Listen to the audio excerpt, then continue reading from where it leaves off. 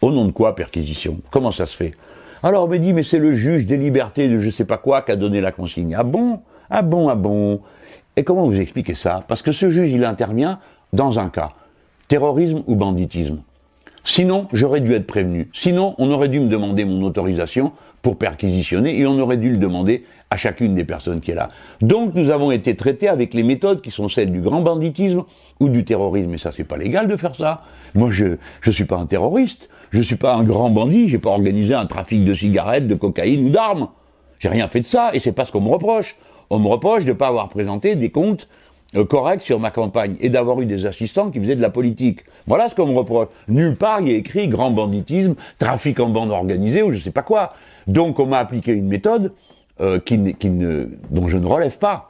Mais elle a des conséquences. C'est que j'ai moins de droits en étant dans ce cadre que quelqu'un qui est dans le cadre de terrorisme. À monsieur Benalla, ils lui ont demandé s'il pouvait aller chez lui. Le gars il a dit « Ah c'est bête, j'ai pas ma clé ». « Ah ben pardon monsieur Benalla, on reviendra demain ». Ils reviennent le lendemain, il manque un coffre-fort. Et des armes.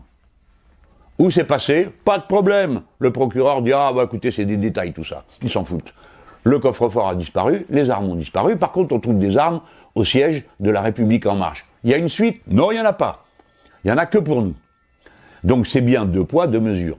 D'ailleurs, il faut dire une chose, les gens qui s'occupent de moi pour me coller dans des impasses et des embrouilles, ça leur réussit.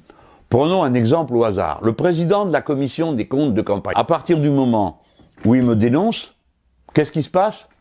Il a augmenté, 57%. Pas mal, non? Il me dénonce, d'abord il commence par valider mes comptes, il me dénonce, il a augmenté.